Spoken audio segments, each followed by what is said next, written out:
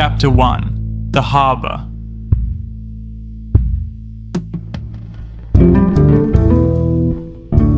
On November 14th, 1912, dawn broke grey as I arrived at the English port before sunrise. Fog mingled with chimney smoke, and the scent of salt and coal filled the air. A leather bag and a thick coat were all I carried. It was neither flight nor adventure that brought me there, only a necessary relocation, encouraged by the promise of a direct voyage south. The ship was not the largest in the harbour, yet it commanded respect. Its dark hull and firm lines conveyed solidity. The name painted upon it seemed recently retouched, as though concealing another beneath. Around me unfolded the usual chaos of departure: hurried farewells, luggage passing from hand to hand, workers shouting orders. Some passengers displayed enthusiasm, others carried an anxiety they struggled to conceal. I boarded without drama. After a brief inspection of my documents, an officer directed me to my section. The corridors creaked beneath my boots. The interior proved simple yet functional. Leaving my bag in the small cabin, fitted with a bunk and a narrow porthole overlooking the dock, I returned to the deck. When the engines vibrated and the ropes were cast off, the true beginning of the journey revealed itself. The coastline slowly receded. No sharp nostalgia surfaced, only a deeper unease, a blend of uncertainty and expectation. Nearby, passengers spoke confidently of the captain's experience and the safety of the crossing. On the bridge, he stood firm, eyes fixed upon the horizon. The city faded into fog behind us. Leaning against the railing, I watched as the Atlantic opened ahead. I did not yet know that the course we followed was not precisely the one marked on the maps. Chapter 2: The Woman Who Was Not From Here.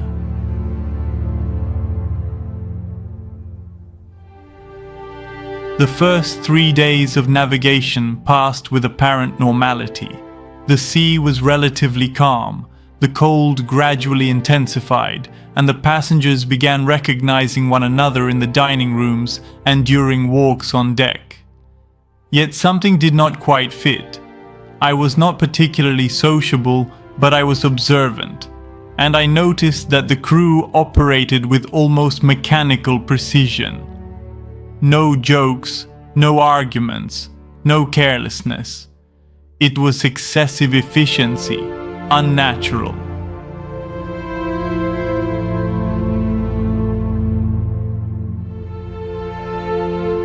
One afternoon, I also noticed something unsettling about the ship's course. I am no expert in navigation, but my intuition told me the direction did not match what had been announced to us. I mentioned it to a man who had served in the Navy. He responded evasively, assuring me the captain knew what he was doing, though his tone conveyed no real confidence. That night I remained longer on deck, and that was when I saw her. A woman I did not recognize from any corridor or dining room. She stood alone, steady against the freezing wind, gazing at the horizon with a strange serenity. Her clothing was austere, and her presence distinct from the rest of the passengers. I approached her and, attempting to start a conversation about the weather, she replied that it was not the weather that was changing, but the direction. Her words unsettled me because they aligned with my own suspicion. She spoke with an accent difficult to place and claimed not to travel by common routes. When I asked where she was from, she answered that she was not from these lands and that she came from a place we did not know, or had been made to forget. She implied that routes existed that did not appear on official maps, and that this was not an ordinary commercial voyage. She assured me that some believed we were heading toward the south of America, but others knew we were not. She said she had come precisely because she knew the destination was different. She suggested I observe the crew more closely, and ended the conversation without explaining who she truly was. When I tried to follow her, she had already disappeared. That night I did not sleep. Her words intertwined with my own doubts, and from then on I began to ask myself insistently where we were truly headed and what kind of journey I had boarded without realizing it.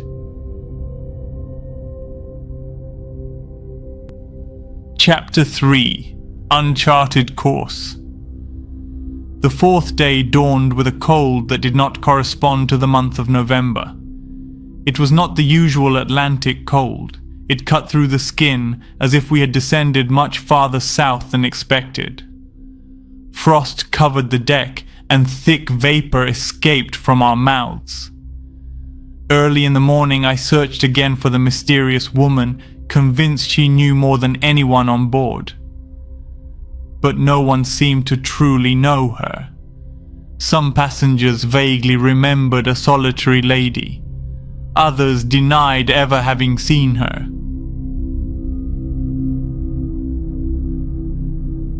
Sky seemed lower, the sea had taken on a metallic tone, and the sense of deviation grew clearer. I tried to calculate the position of the sun. Something did not align. Whispers began to spread. A former sailor expressed his concern about the cold and about the officers' silence, as they avoided informing us of our location. The captain did not appear, and there were no formal announcements. Everything functioned with apparent normality: meals, schedules, bells, yet no one said anything. At noon, the ship entered a rougher current.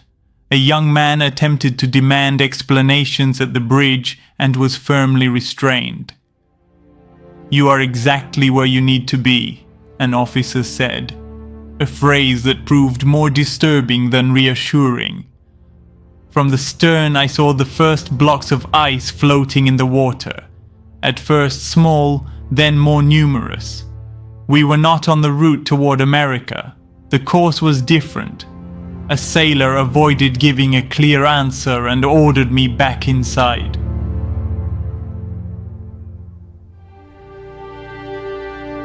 By afternoon the ice multiplied, and fear was no longer concealed among the passengers. Finally, a group intercepted the captain. He admitted they had adjusted the course towards safer waters, but without specifying where. His words did not calm us. They confirmed our suspicions. That night, the ship advanced more slowly, and the creaking of the hull became evident. I returned to the deck despite the cold. There she was again, watching the ice blocks that were now brushing against the wood.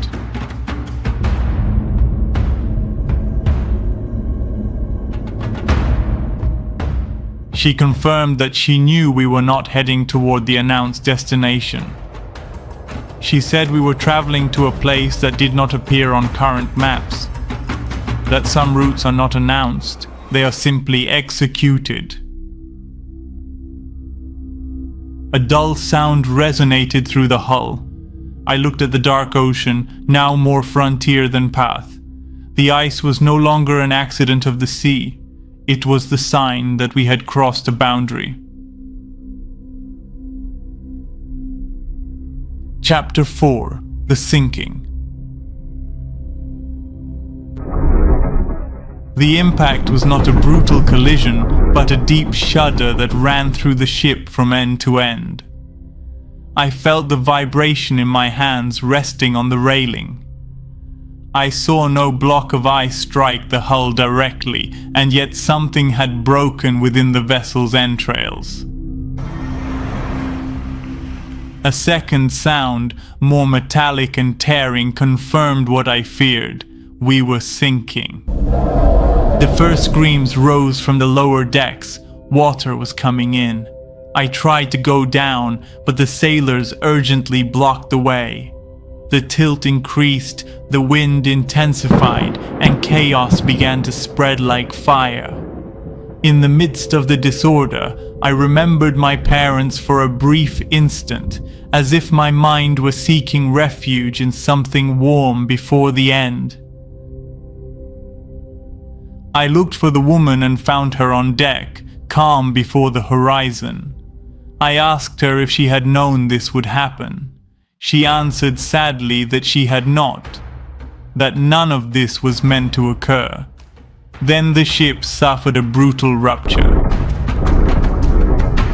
Darkness enveloped us.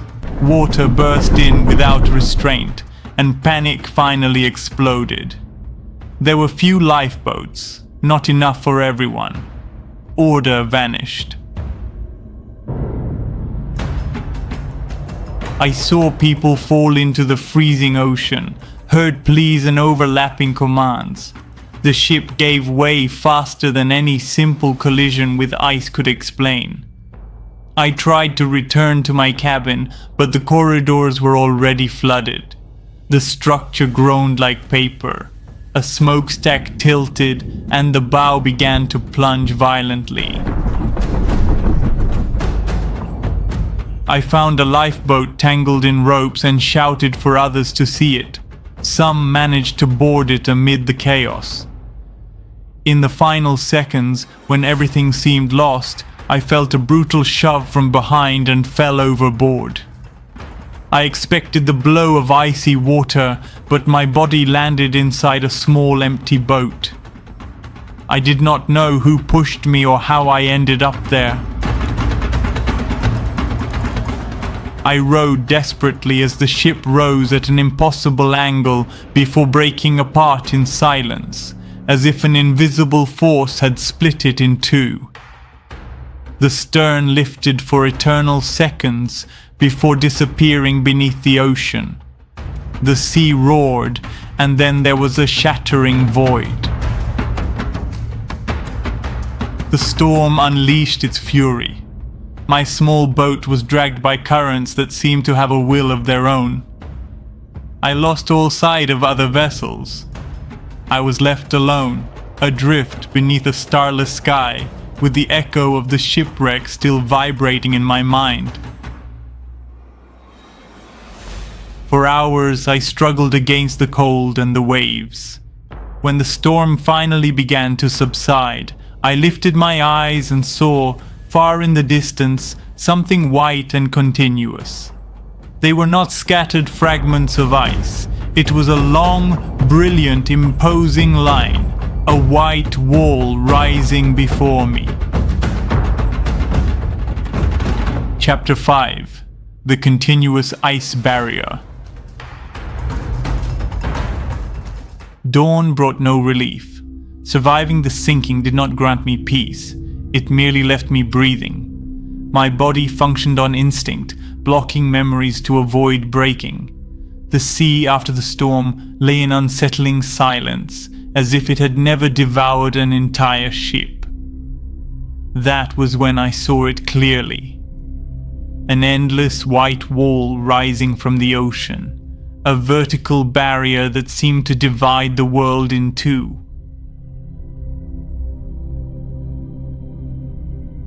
They were not scattered blocks. It was a continuous wall of ice stretching until it vanished into the horizon. I tried to locate the sun, to understand where I was, but something in the light felt different. I did not believe we had sailed far enough south to encounter such a thing. Yet there it was, and a steady current began to pull my small boat toward it, with an impossible constancy I could not resist. As I approached, I noticed the wall was not uniform. There were dark sections, deep cracks, bluish cavities. I spotted a narrow fissure, a passage that looked more like a scar than a natural formation. I had no choice. Without water or food, I could not remain adrift. I allowed the current to carry me toward that opening.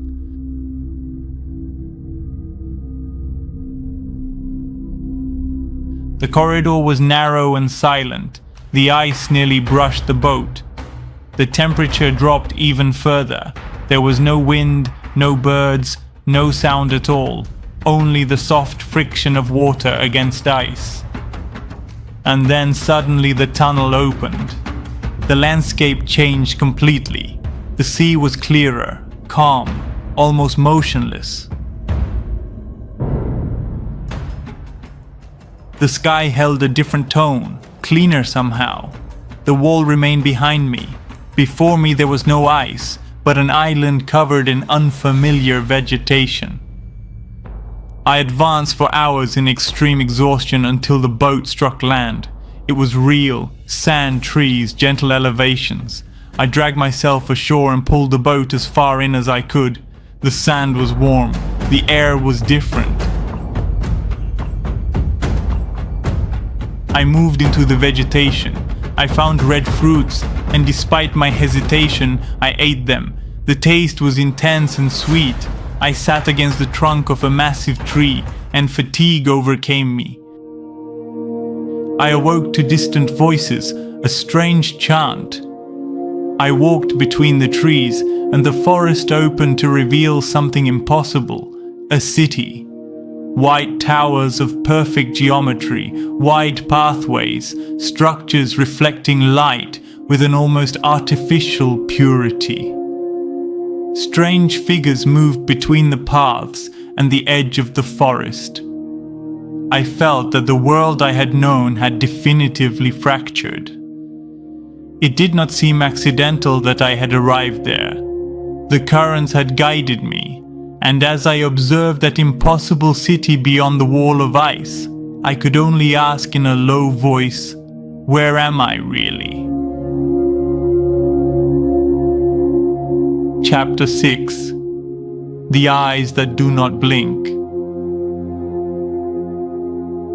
It took me several minutes to accept that what I was seeing was not an illusion brought on by exhaustion. Before me rose an impossible city, beyond the edge of the forest. Its white towers reflected the light in an almost organic way. There was no smoke, no cables, no visible signs of industry. Only silence and a distant chant that seemed to harmonize with the air itself. Figures walked along wide paths with unsettling precision. At first glance they appeared human, but the way they moved was not entirely so. I hid among the bushes, watching. Fatigue consumed me, yet astonishment kept me awake. One of them stopped and turned his head exactly toward where I was concealed. His eyes shone from within, an intense green impossible to ignore. Two others joined him, one with a reddish hue, the other bluish. All shared that deep luminosity. Their faces and bodies were covered by dark masks. They carried large backpacks on their backs. I stepped partially out of the forest and raised my hands to show I was not a threat. I explained that my ship had sunk and that I needed help. There was no visible reaction. They did not understand my words. They exchanged harmonic sounds among themselves, a form of communication that did not belong to any known language. Then I felt a slight pressure at my temple, as if something invisible were examining my interior.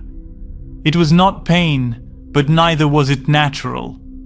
I had the strange sensation of being evaluated. Not physically, but at a deeper level. Without gesture or explanation, they moved aside from the path, leaving the way toward the city open. They did not escort me or follow me. They simply allowed me to proceed. I walked toward the towers with my strength nearly spent. The ground was surprisingly firm and polished.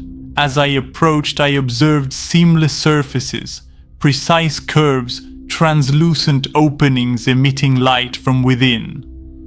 More figures appeared along the way.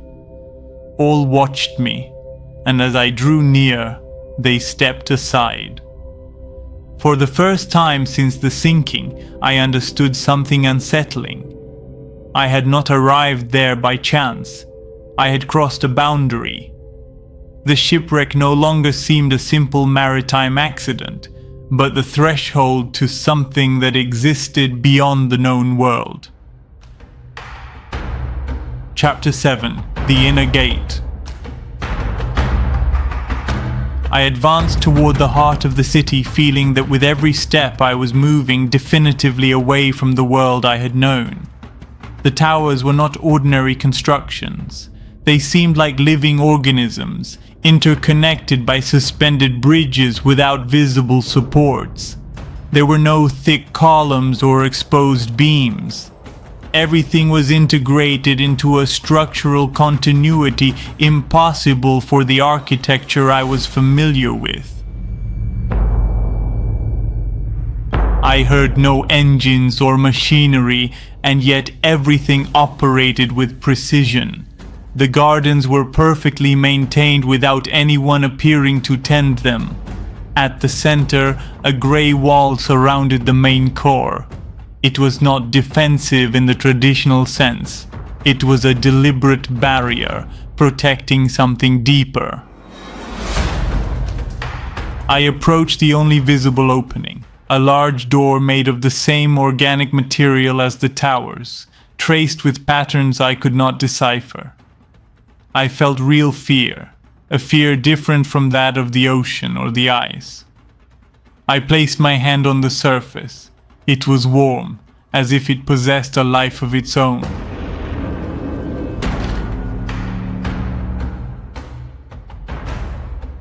The door opened effortlessly. On the other side appeared an imposing figure, nearly 3 meters tall, dressed in an orange robe. His face was not concealed. His gaze was conscious, analytical, different from that of the beings outside. When he spoke, he did so in correct but unusual English, learned through logic rather than habit. He told me I did not belong to that territory. Desperately, I explained that my ship had sunk and that I did not know where I was. He responded with a single word, Kether, and added that there were no countries there. Exhaustion overtook me. I asked for water and food. He evaluated my condition with almost clinical precision and stated that I required immediate stabilization.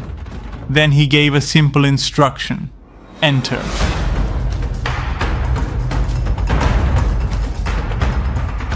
I crossed the threshold. The instant I did, the pressure in my head vanished. The air was purer, the temperature stable. The door closed behind me without a sound. I understood then that the island was not merely a hidden territory, but the center of an entire system, and I had just entered its core without yet understanding the consequences. Chapter 8: Kaluza Key. As soon as I crossed the wall, my strength began to fail. The tall being who had received me, imposing, serene, observed me with clinical attention. He told me my nervous system was in overload and that I should not attempt to understand anything yet. I needed stability. He led me through white corridors without visible lamps, illuminated from within the structure itself. Everything seemed molded from a single piece. Other figures watched us in silence. I thought I heard one murmur: "He has finally arrived." We entered a circular chamber. At the center stood a vessel containing a clear liquid with silver flashes. He instructed me to drink. I hesitated briefly, but thirst prevailed. The effect was immediate, not euphoria, but clarity. The trembling ceased, the pressure in my head disappeared, and my breathing steadied. The being introduced himself as Kaluze Ki, sentinel of the boundaries in Kether. He said I had crossed a threshold. He mentioned that the walls were not mere natural formations, but limits of jurisdiction. When I asked whose, he replied, of the cycles. I did not understand. I told him my ship had departed toward America and ended in extreme ice before sinking. Then he said something that left me breathless. The route had not deviated by accident. It had been redirected, not by us.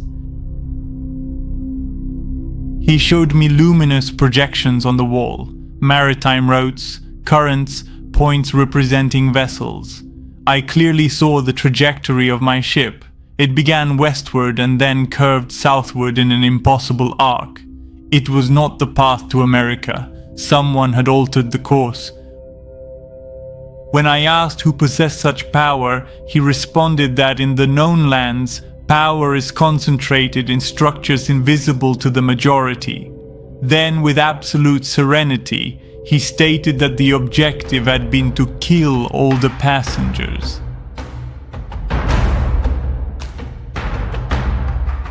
I remembered the woman on the ship, her words, her gaze. Kaluze Ki implied that I was beginning to connect the events. Finally, he revealed who they were, the Ancestrales Kether. They came from the same continents I knew but did not belong to the current cycle, rather to a previous one. I had not arrived at a lost island. I had crossed a frontier into another civilization, beyond the known map. I understood then that the sinking had not been a simple maritime accident, and that my survival had not been one either. Chapter 9. The harsh reality of the world I did not know. Once again I began to falter. I could barely remain standing. The liquid the giant had given me still coursed through my body like warm fire, repairing invisible fibers, calming the tremor, restoring color to my face. So the being beside him told me, but clearly I was not fully recovered. I looked at the nearly 3-meter-tall figure and asked, "And those beings on the path who were watching me with those enormous backpacks?"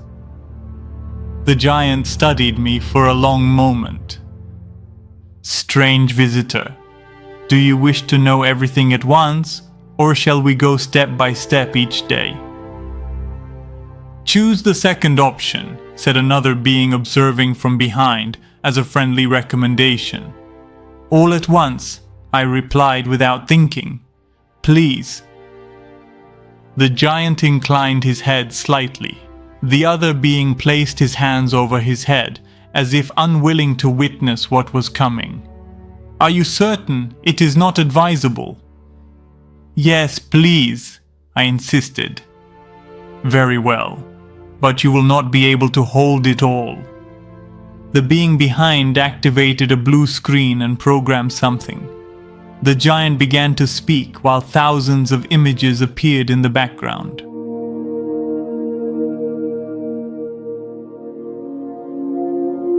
"You are now beyond the first boundary dome. The walls you crossed are not only the edge of the world from which you come, but also the edge of imposed perception, of time and of your timeline. I refer to the new humanity. The towers you observed function in various ways, but we can simplify. They are nodes, emitting certain frequencies for different tasks. The beings with backpacks do not carry objects.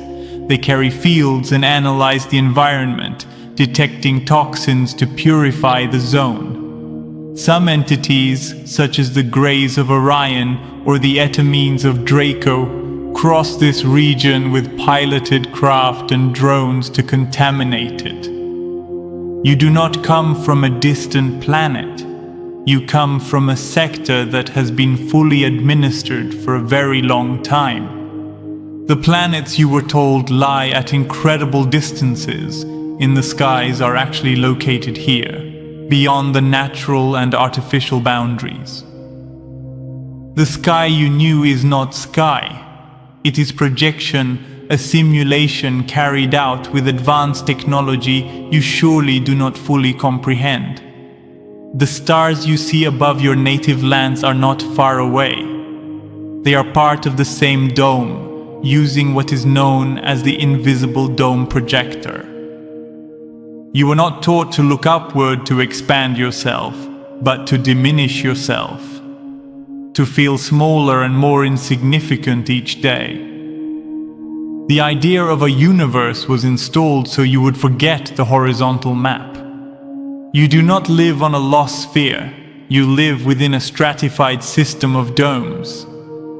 There are 178 principal environments beneath a greater membrane, the Great Dome. There have been 8 humanities so far. Only the first was entirely free and only for a brief period. Humanity was created by 5 masters whose identities do not appear in any custodial archive or official record of your native lands. The colonizers could not penetrate the celestial lands, and so they intervened in the human design and never abandoned it, as they did in other dome worlds. Each reset was not natural. They are programmed. 1728 was not a random catastrophe. It was an operation. In 1729, repopulation began with many 7-month-old infants distributed across territories previously emptied under different attacks and a great mud flood.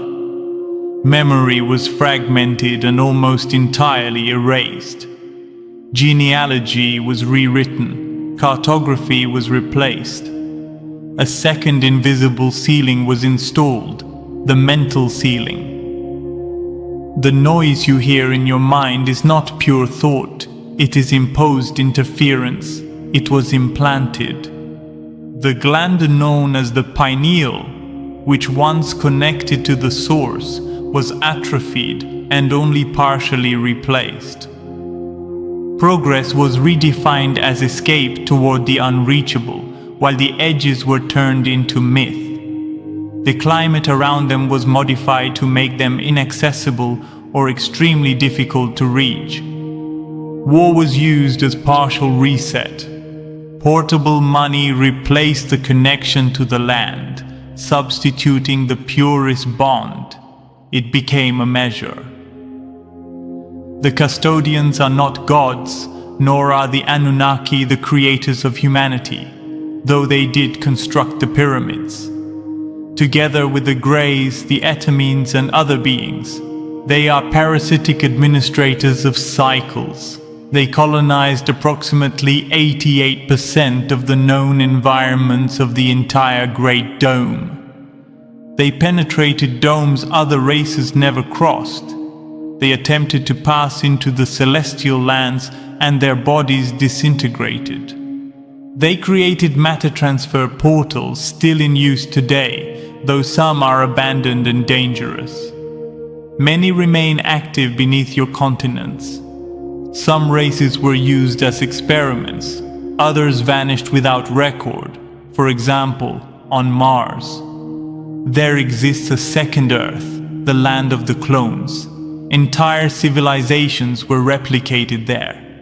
Full lineages were cloned with implanted memories and are now used as intermediaries between colonizers and the new humanity, the loyal families. Through them, ideologies were programmed and futures rehearsed. They called it social simulation. Mars is not a red planet, but a place resembling a zoo of different races and creatures where experiments are conducted. A human colony from Earth has existed there for many years. The custodial lands are not rumor. They exist. They are centers of genetic and environmental engineering. The custodians manipulated climate, cycles, and possibly longevity. Human lifespan was deliberately shortened. In previous cycles, you lived 3 times longer by your measure. Giants are not myth. Some groups descended beneath the surface during the last reset and created internal cities such as Nushara. Nether Sophia is an important underground city that was not destroyed but sealed. Not long ago, it was learned that many generations of giants originate from an external great dome known as the Dome of the Titans. The lake beneath the lower dome connects at certain points to the depth of the ocean. Great Tartaria did not fall by decadence. It was erased from history and maps because it was considered dangerous to the new humanity. Official documents were selected and rewritten under a strict system. The tall doors were not ornamental, they were proportional to us, the giants and giant humans of Great Tartaria. The First War of Asgard does not appear in the history of the new humanity. The Pleiadians are not saviors. They signed ambiguous, complex, and debatable pacts. Many desire human liberation, but they carry Anunnaki interference, complicating the matter. It is possible the continents you know will be intervened again to introduce small groups of Pleiadians in the near future of your time. The civilizations you call extraterrestrial are not outside. They are laterally displaced, horizontally, toward what you know as the South Pole. The celestial lands remain inaccessible to the colonizers. Humanity was designed, embodied physically, to prevent their entry. The Neshama, the human soul, does not belong to the system, but to the source itself. Death is not an end, it is transit beyond the administered field, though return through reincarnation is possible. The cycle does not break easily. We have infiltrators in your lands. Several containment protocols are prepared in case of massive escapes. If the mental noise were to cease simultaneously in millions, the system would collapse. And finally, I almost forgot, there are independent environments, uncharted islands. Some civilizations were not reset, others await it, unfortunately. And as I said before, there is a humanity that still does not remember who it once was. Lately, we are not at ease regarding the resets, because it is known that the colonizers intend to generate a reset in this zone as well.